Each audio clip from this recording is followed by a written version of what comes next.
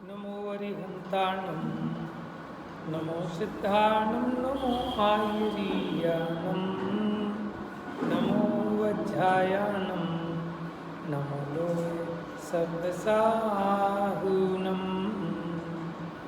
मोक्षमार्ग एष सुरासुरमनुसं वन्दितं धोदघायिकं ममलं प्रणमामि वड्डमानं तीर्थं धम्मस्य कर्तारम्।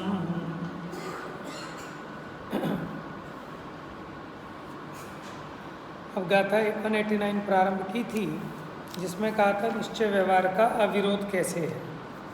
ठीक है, गाथा एक बार फिर पढ़ते हैं 189।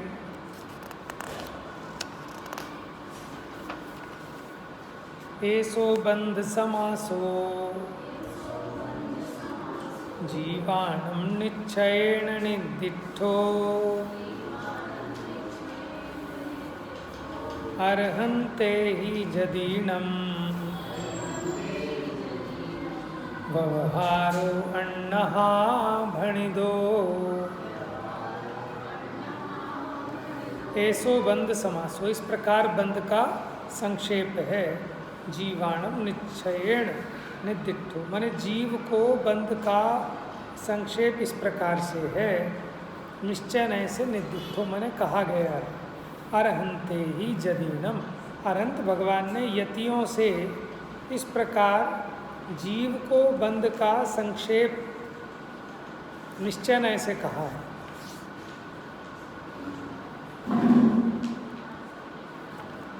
व्यवहारो अन्न हा भणिदो, और व्यवहार नय से अन्य प्रकार से कहा है। टीका एक बार फिर देखिए, पेज नंबर 350 पर। राग परिणाम ही आत्मा का कर्म है, मतलब आत्मा कर्म के परिणाम को नहीं करता, पर द्रव्य के परिणाम को नहीं करता, अपने राग परिणाम को करता है। अब उस राग परिणाम का निमित्त पाकर स्वयं कार्यमान वर्गणाएं कर्म रूप परिणमित होती हैं।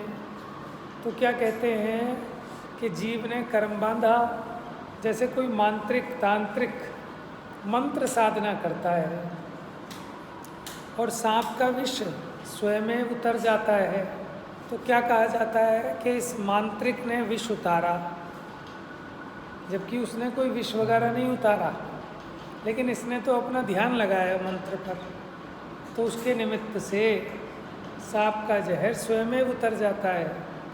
वो वशीकरण मंत्र का ध्यान करता है और स्त्रियां विडंबना को प्राप्त होती हैं। तो क्या कहने में आता है कि इस मांत्रिक ने उनको सम्मोहित कर दिया, उसने तो उनमें कुछ नहीं किया, उसने तो अपने परिणाम में मंत्र की साधना की, लेकिन उस मंत्र का निमित्त पाकर बाहर में काम होते देखे जाते हैं। उसी प्रकार जीव ने तो अपने में मोह राग द्वेष आदि परिणाम किया, उसके निमित्त से स्वयं कर्म आते हैं, ठहरते हैं, बंधते हैं, उनमें विचित्रता होती है। उपचार से क्या कहने में आता है कि जीव ने किया, लेकिन यथार्थ में माने निश्चय से जीव उन कर्मों का कर्ता नहीं है, अपने परिणाम का ही करता है। समझ गए? यहाँ क्यों कहा कि राग परिणाम ही आत्मा का कर्म है। अब ये बताओ, राग परिणाम आत्मा का कर्म है कि ज्ञान परिणाम आत्मा का कर्म है? कर्म माने कार्य, बताइए। तो क्या है आत्मा का कर्म? राग परिणाम ये आत्मा का कर्म है कि ज्ञान परिणाम ये आत्मा का कर्म है? यहाँ कर्म का मतलब कार्य, और ज्ञान परिणाम वो भी कर्म है। कर्म माने होता है उसका कार्य, उसका भाव, यानी कर्ता जिस भाव को प्राप्त करे उसका वो भाव उस कर्ता का कर्म है। बात समझ में आ रही है? तो राग परिणाम भी रूप ये स्वयं में परिणमित होता है, इस भाव रूप से भी तो परिणमित होता है, लेकिन उसी काल में ज्ञान परिणाम रूप भी परिणमित होता है। तो ज्ञान परिणाम वो भी इसका कर्म है, और राग परिणाम वो भी कर्म है, लेकिन राग परिणाम के कारण कर्मों का आश्रय बंद होता है। राग परिणाम ही आत्मा का कर्म है, वही पुण्य पाप रूप द्वैत है। आत्मा राग परिणाम का ही करता है, माने परद्रव्य का कर्ता नहीं है, अपने उस परिणाम को ही ग्रहण करने वाला है और उसी का त्याग करने वाला है। हमने कर्मों को बांधा, हमने कर्मों को छोड़ा, ये व्यवहार का कथन है। वास्तव में तो जीव ने अपने में राग परिणाम किया, ये निश्चय नय का कथन है। और अपने उस राग परिणाम का त्याग किया तो कहने में आता है कि परद्रव्य को छोड़ा। जीव परद्रव्य को छोड़ता नहीं, परद्रव्य का ग्रहण करता नहीं। अपने वो जो रागादि परिणाम थे उनका अभाव किया तो बाहर में उन पदार्थों का छूटना भी नियम से होता है। तो कहने में क्या आता है कि मैंने छोड़ा। समझ में आया? तो जीव क्या छोड़ता है? इन पर पदार्थों से अपने मोह राग आदि को छोड़ता है, पर द्रव्य का कुछ नहीं कर सकता। यह शुद्ध द्रव्य का निरूपण स्वरूप निश्चय नय है। कह रहे हैं ये निश्चय नय का कथन है, और निश्चय नय का स्वरूप कैसा है कि शुद्ध द्रव्य का निरूपण करें। और जो पुद्गल परिणाम आत्मा का कर्म है वही पुण्य पाप रूप द्वैत है। आत्मा पुद्गल परिणाम का कर्ता है, आत्मा पुद्गल परिणाम को ग्रहण करने वाला है और त्याग करने वाला है। ऐसा जो नय है उसने अशुद्ध द्रव्य का निरूपण किया। अशुद्ध द्रव्य मतलब क्या कि जीव को पुद्गल का कर्ता कह रहा है, दो द्रव्यों को मिलाकर कथन कर रहा है। तो इसलिए अशुद्ध द्रव्य का निरूपण करने वाला होने से ये व्यवहार है। यह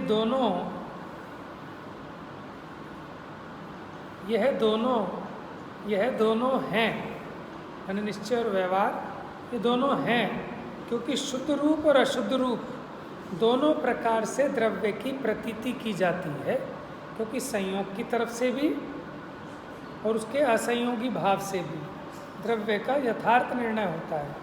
अब कोई आत्मा को सर्वथा देह से रहित मान बैठे तो वो भी सही प्रतीति नहीं है। समझ में आया?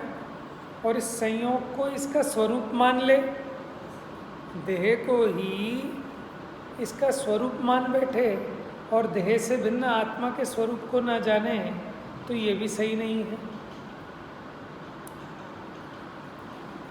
हाँ, फुटनोट देखिए जरा 350 नंबर पेज पर।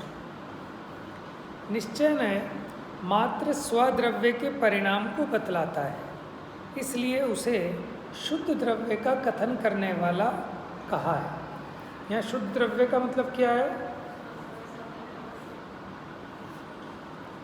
शुद्ध द्रव्य माने एक अकेले द्रव्य का, बिना मिलावट के। और व्यवहार ने पर द्रव्य के परिणाम को आत्मा का परिणाम बतलाता है। जैसे आत्मा गोरा काला, तो पर द्रव्य का परिणाम है गोरा काला पुद्गल का। उसे जीव का परिणाम कहना ये क्या होगा? व्यवहार होगा किसको? ज्ञानी को। अज्ञानी को तो मिथ्यात्व होगा।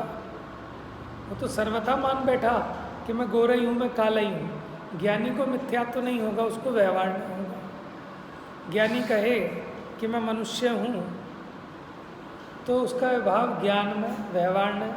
और अज्ञानी माने कि मैं मनुष्य हूँ, कहे मैं मनुष्य हूँ, तो ये उसका मिथ्यात्व अज्ञान भाव। क्यों? कि ज्ञानी के ज्ञान में संयोग और असंयोग ऐसे वस्तु का जैसा स्वरूप है यथार्थ उसको उसकी प्रतीति है। अज्ञानी को प्रतीति नहीं है, वो तो बिना भाव वासना के बोलता है और एकांत रूप मानता है।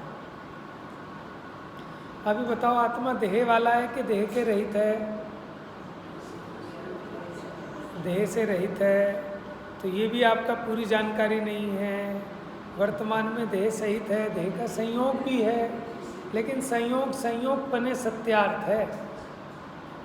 संयोग की अपेक्षा तो है ही, संयोग की अपेक्षा भी नहीं मानोगे तो चींटी को राख की तरह मसल देने पर भी हिंसा नहीं होगी।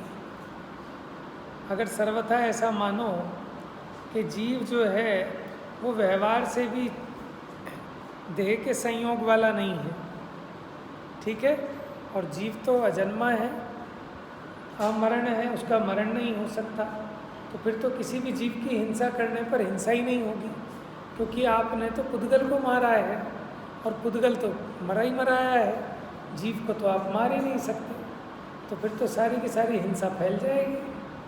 बात समझ रहे हो आप? है 46 नंबर की गाथा है समय सार जी की, उसकी टीका में लिखा कि अगर व्यवहार न्याय को सर्वथा असत्यार्थ माना जाए, ठीक है, तो देह और चेतन को मिलाकर जो कथन किया जाता है ये जीव है, तो अगर आप उस देह को उपचार से भी जीव नहीं मानोगे तो चींटी आदि को मसल देने पर भी जिस प्रकार राख को मसल देने पर हिंसा नहीं होती, उसी प्रकार ये चींटी आदि जीवों को मसल देने पर भी हिंसा नहीं होगी, और हिंसा नहीं होगी तो बंध नहीं होगा, और बंध नहीं होगा तो संसार की सिद्धि नहीं होगी, संसार की सिद्धि नहीं होगी तो संसार के अभाव पूर्वक मोक्ष की भी सिद्धि कैसे होगी? 7 तत्व नहीं बनेंगे, बड़ा महादोष आ जाएगा। बात समझ में आ रही है?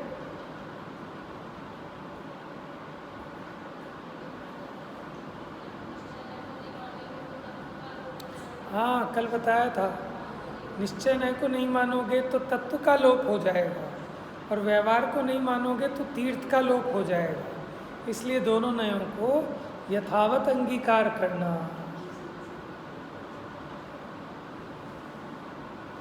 कोई बात नहीं आए तो अब पूछना, खुली बात है, डिस्कस करना, ठीक है, क्योंकि चर्चा से ही समाधान निकलेगा। आप देखिए नीचे, शुद्ध द्रव्य का कथन एक द्रव्याश्रित परिणाम की अपेक्षा से जानना चाहिए, और अशुद्ध द्रव्य का कथन एक द्रव्य के परिणाम अन्य द्रव्य में आरोपित करने की अपेक्षा जानना चाहिए। माने जब स्वयं द्रव्य पर द्रव्य का मिलाकर निरूपण करते हैं कि आत्मा ने कर्म के परिणाम को किया, तो अशुद्ध द्रव्य का निरूपण कर दिया, ये व्यवहार न्याय हो गया। लेकिन व्यवहार न्याय किसको होगा कि जिसको निश्चय न्याय की खबर हो। जिसको निश्चय न्याय की खबर नहीं है तो उसका उसके ज्ञान में न्याय नहीं होते, वो तो सर्वथा मान बैठता है कि ऐसा ही है।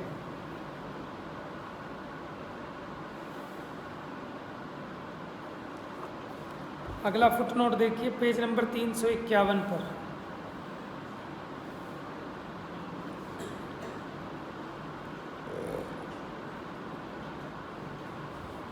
प्रश्न, द्रव्य सामान्य का आलंबन ही उपादेय है, फिर भी यहाँ राग परिणाम की ग्रहण त्याग रूप पर्यायों को स्वीकार करने वाले निश्चय ने को उपादेय क्यों कहा? समझ में आ रहा है कि इसको निश्चय ने का कथन क्यों कहा और निश्चय ने ग्रहण करने लायक है ऐसा क्यों कहा? उत्तर, राग परिणाम का कर्ता भी आत्मा ही है और वीतराग परिणाम का भी आत्मा ही करता है। अज्ञान दशा में भी अज्ञान दशा भी आत्मा स्वतंत्रतया करता है। कोई बलजोरी से कोई कर्म आपको अज्ञानी बना दे, अगर ऐसा हो गया तो सिद्धों को भी बना देगा कोई। बताओ, कोई आपको ज़बरदस्ती मूर्ख बना सकता है क्या? कोई आपको जबरन ठग सकता है कि जब आप ठगने के लिए तैयार होते हैं तभी आपको कोई ठगता है? समझ में आया कि यहाँ पैसा लगाएं तो 10 लाख के 20 लाख हो जाएंगे एक साल में। लगाओ 10 लाख क्यों, हमारे 50 लाख लगाओ। तो वो ठगने वाला तो ठग रहा है, लेकिन तू स्वयं ठगने को तैयार बैठा है तो वो ठग रहा है। समझ में आया? क्यों फिसल जाते हैं? अपने लोभ के कारण, लालच के कारण। अब आप कहते हो विदेशी कंपनियां आ गई, क्रीम पाउडर का एडवर्टीजमेंट दिखा दिखा कर ठग रहे हैं, कि वो क्या ठग रहे हैं? तुम ठगने के लिए तैयार बैठे हो। इसलिए वो ठग रहे हैं। बात समझ में आ रही? करम विचारे कौन, भूल मेरी अधिकाई, अग्नि सहे घनघात लोहे की संगति पाई।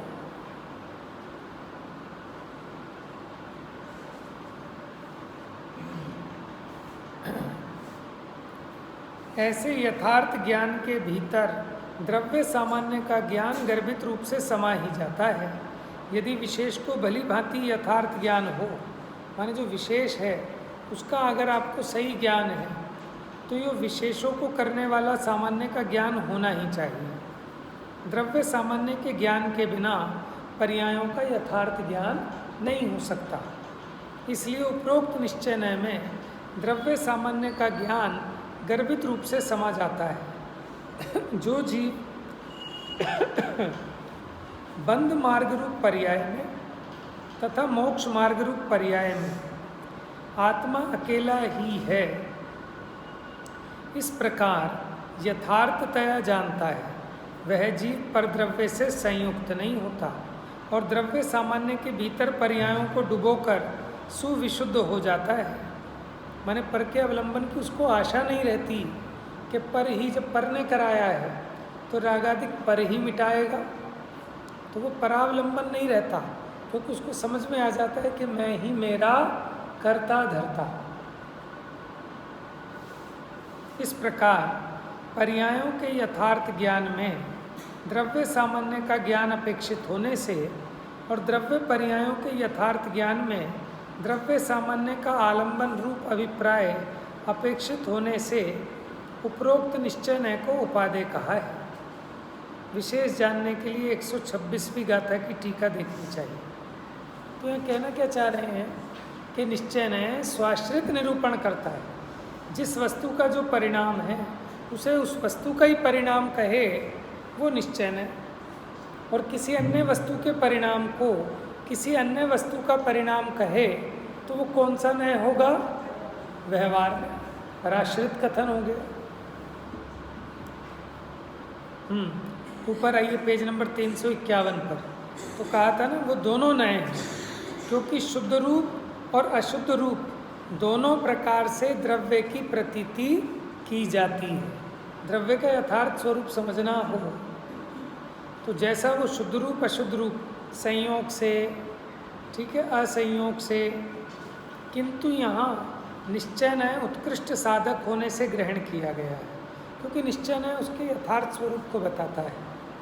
क्योंकि साध्य के शुद्ध होने पर, माने जिसको आप पाना चाहते हो, पहले वो तो आपका क्लियर हो कि क्या चाहते हो, मिला जुला कर नहीं, एक अकेला यथार्थ जो वस्तु का स्वरूप है। क्योंकि साध्य के शुद्ध होने से, माने ब्रह्मा जी आए वरदान देने और आपसे पूछे क्या क्या वरदान चाहिए, कि एक मिनट ज़रा घरवाली से पूछ लो, ठीक है, फिर काम नहीं बनने वाला। अब घरवाली कुछ कहेगी, तुम कुछ कहोगे, पराधीनता परावलंबन बना है। तो यहाँ क्या कह रहे हैं, साध्य के शुद्ध होने से, कि जो आपको चाहिए, जो आपका साध्य है वो आपको क्लियर होना चाहिए, मिला जुला नहीं, मिलावट नहीं, ठीक है। तो साध्य के शुद्ध होने से, द्रव्य के शुद्धत्व का द्योतक होने से निश्चय ही साधकतम है, क्योंकि निश्चय ही आपके शुद्ध साध्य को बताता है और उसके शुद्ध कारण को बताता है, ठीक है। माने एक द्रव्य का जैसा उसका यथार्थ स्वरूप है वैसा निरूपण करने वाला निश्चय है, इसलिए निश्चय उपादेय है और व्यवहार हे है। अब उसको उपादेय और हे कैसे करना, तो उभयाभासी का प्रकरण पढ़ना मोक्ष मार्ग प्रकाशक में तबीयत से समझ में, पूरा नए चक्र भर दिया उसमें। आप नए चक्र ना पढ़ पाओ ना तो अकेला उभयाभासी का चैप्टर पढ़ लो, सब समझ में आ जाएगा नयों का।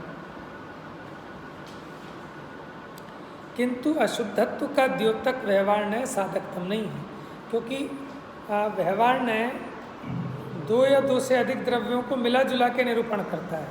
अच्छा आप बताना, निश्चय का निरूपण है कि व्यवहार का? मनुष्य जीव व्यवहार का कथन है कि निश्चय का? व्यवहार का, क्योंकि मनुष्य पर्याय के साथ मिलाकर निरूपण कर रहे हो। पंचेंद्रिय जीव व्यवहार का, क्यों? अशुद्ध द्रव्य का कथन कर रहा है। एक जीव है और एक पंचेंद्रिय रूप शरीर है, इसको मिलाकर एक कह रहा है। समझ में आया?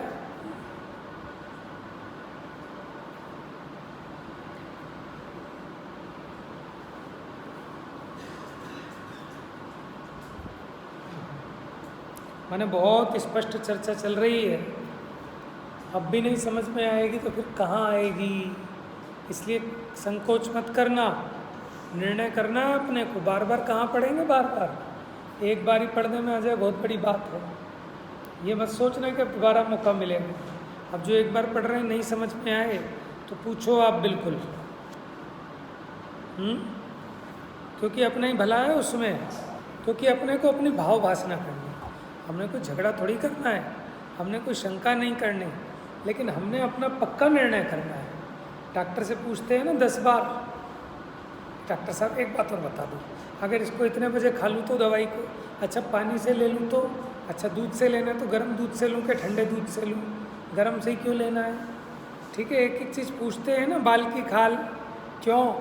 कि कहीं गड़बड़ ना हो जाए, फिर दोबारा मौका नहीं मिलेगा। 1000 रुपये कंसल्टेशन फ़ीस दी है और हाँ ऐसी शर्म में हाँ करके चला जाऊँगा तो ये रोग मिटने वाला नहीं है।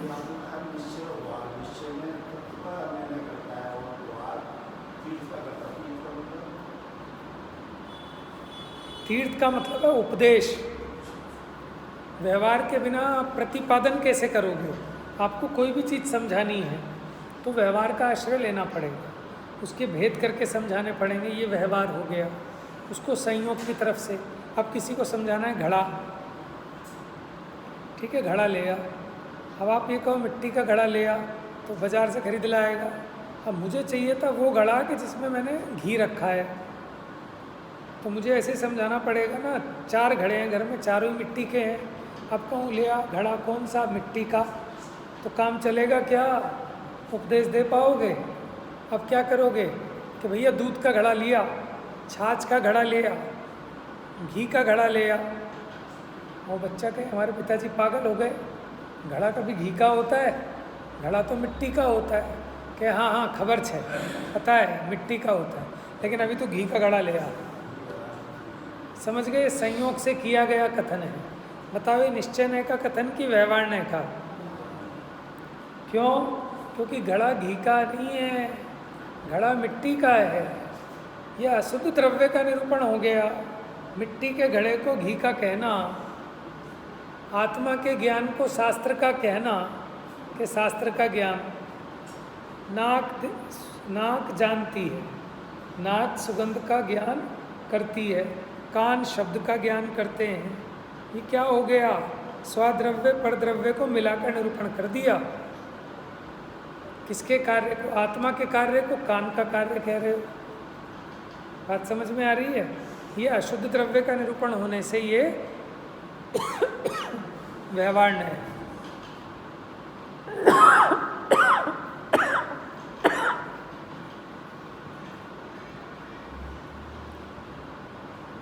अब आगे कहेंगे अशुद्ध नय से अशुद्ध आत्मा की ही प्राप्ति होती है। क्योंकि अशुद्ध नय किसको दिखाता है? वो मिले जुली सरकार दिखाएगा, और शुद्ध नय एक अकेले प्योर आत्मा को दिखाएगा। इसलिए जिस नय से देखोगे वस्तु वैसी दिखेगी। जैसे 14वीं 15वीं गाथा समय सार जी कि कमलिनी पत्र के स्वभाव के समीप जाकर देखें तो कमलिनी पत्र गीला हुआ ही नहीं है, और अगर वो जल में डूबे हुए संयोग की तरफ से देखते हैं तो वो जल में डूबा हुआ ही है कमलिनी पत्र। बात समझ में? देखने की ये दृष्टियां हैं।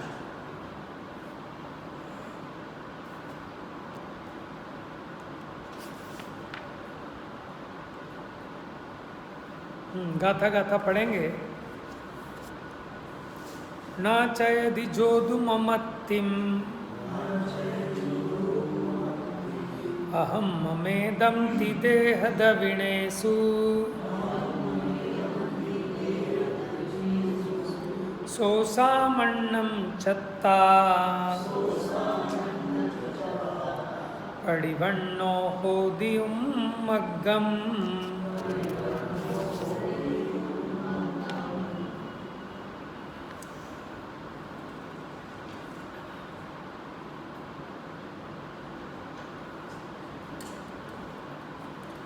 क्या कह रहे हैं? न चयदी जोदू, माने जो चयदी माने नहीं छोड़ता। क्या नहीं छोड़ता? ममत्तिम, ममत्व नहीं छोड़ता। अहम ममेदम, ये मेरा है, ऐसी ममता को नहीं छोड़ता। अहम, ये मैं हूँ, ममेदम, ये मेरा है। देह द्रविणेषु, देह में और द्रव्य में यानी धन में। ठीक है, जो देह धनादिक में यह मैं हूँ और ये मेरा है, ऐसी ममता को नहीं छोड़ता। सो सामण्णम, वो श्रामण्य चत्ता यानी त्यक्ता, छोड़ देता है। पडिवन्नो होदि उम्मग्गम, पडिवन्नो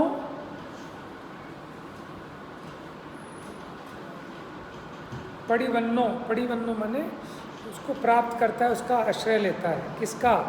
उन्मग्गम, उन मार्ग का माने विपरीत मार्ग का आश्रय करता है। वो श्रमणता को छोड़कर विपरीत मार्ग का आश्रय करता है। कौन? कि जो ऐसा मानता है देह धन आदिक में मैं ये हूँ और यह मेरा है, ऐसी ममता को नहीं छोड़ता। तो वो क्या होता है कि वो श्रमणता को छोड़कर उन्मार्ग का आश्रय करता है। जो आत्मा शुद्ध द्रव्य के निरूपण स्वरूप निश्चय नय से निरपेक्ष रहकर अशुद्ध द्रव्य के निरूपण स्वरूप देखो कैसा है निश्चय नय, शुद्ध द्रव्य का निरूपण करने वाला जो निश्चय नय है उससे निरपेक्ष रहकर, मैंने उसका त्याग करके अशुद्ध द्रव्य के निरूपण करने वाले व्यवहार नय से जिसे मोह उत्पन्न हुआ है। ये तो व्यवहार से कहते हैं कि मनुष्य जीव है, देह जीव है, लेकिन इस व्यवहार को परमार्थ मान बैठा। कौन? अज्ञानी। तो जिसे व्यवहार नय से जिसे मोह उत्पन्न हुआ है, ऐसा वर्तता हुआ मैं यह हूँ और ये मेरा है। इस प्रकार आत्मीयता से, जैसे अपने में अपनत्व होना चाहिए, ऐसे देह में धन आदि पर द्रव्य में जब तक ये ममत्व नहीं छोड़ता और वह आत्मा वास्तव में शुद्ध परिणति रूप श्रामण्य नामक मार्ग को दूर से ही छोड़कर अशुद्ध आत्म परिणति रूप उन मार्ग का ही आश्रय करता है। इससे निश्चित होता है कि अशुद्ध नय से अशुद्ध आत्मा की ही प्राप्ति होती है। क्यों हुई अशुद्ध नय से? क्योंकि उसने व्यवहार ने जो कथन किया था, ठीक है, उसकी तो दृष्टि की, उसको तो माना, लेकिन शुद्ध द्रव्य को नहीं पहचाना। तो अशुद्ध द्रव्य की एकांत दृष्टि करने से उसे क्या उपलब्ध होगा? अशुद्ध आत्मा ही उपलब्ध होगा। उसका आत्मा अशुद्ध ही रहेगा, रागी रहेगा। ठीक है, अब इसकी चर्चा कल करेंगे। अब इसमें आएगा कि शुद्ध नय से शुद्ध आत्मा की प्राप्ति होती है, क्योंकि शुद्ध नय वस्तु के सच्चे स्वरूप को दर्शाने वाला है। जा वाणी के ज्ञान से सूझे लोकालोक, सो वाणी मस्तक नमो सदा देत हूँ धो।